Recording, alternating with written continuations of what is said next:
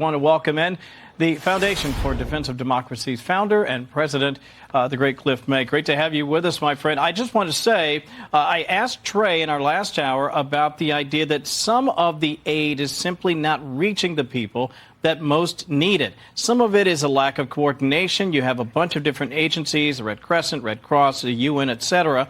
But some of it is also being, frankly, taken by Hamas and other bad actors. Although, you know, I say this, I've certainly read that. You may agree with me, but let me share and get your reaction to what Tim Kaine said about this idea of Hamas looting the aid. Listen to this.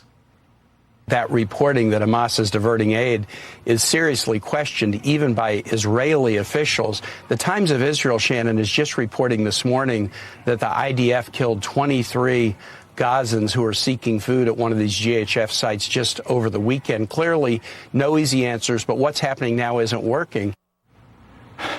Well, he says, you know what? It's nothing to see here. I'm amazed that he would make such a statement. I'm amazed he's just going along with the propaganda. It's been out there like crazy. We have videos. We can see that. In fact, it's almost worse than that because you have the UN saying, well, when we distribute aid, we want to be guarded only by the blue police. The blue police is Hamas. That's right. Just like the Gaza Health Ministry is Hamas. Now, the Gaza Humanitarian Foundation, run by an American, Johnnie Moore, they've distributed 100 million meals so far as of yesterday. Distribution is a hard thing because who can get to these sites? Young men of military age who are strong. And if you're some woman back at their home, it's harder to get the food. If you take the food and you get it and Hamas comes to you and says, I need half of that from you, you're going to give it to them. Of course. Of course you are. And the most important thing is this war could end today.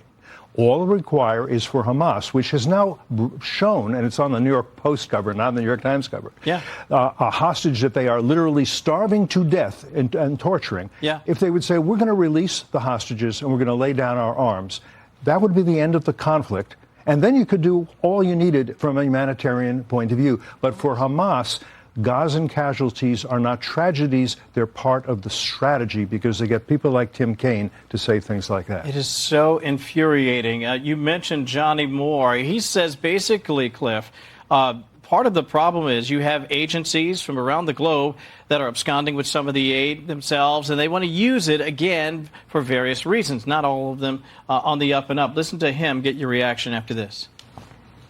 Every single day, we send a message to the Secretary General, to the head of the World Food Program, whom the Senator mentioned.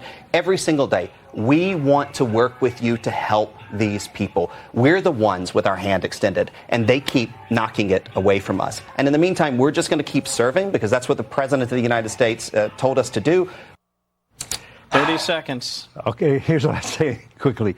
I used to think that the UN was complicit with Hamas because they had no choice. I now see that the UN is hand in glove with Hamas. You really can't tell the difference between the people who work for the UN. They are often Hamas. Hamas was the dictatorship from 2007 until this war began and intends to still be the dictatorship afterwards. And the UN is on Hamas's side, as too many other people are. You know, it's interesting, too, because I know President Trump made this sort of grand gesture, this idea of, you know, we can redevelop Gaza, and people scoffed. But what I took from that as well is a lot of the Arab states who immediately jumped in and said, no, we don't want that. Where are they today? Are they doing what they need to do to protect the people who are obviously starving and also assist in stopping the killing, which is something that will keep going as long as Hamas is in power? Cliff, always a pleasure.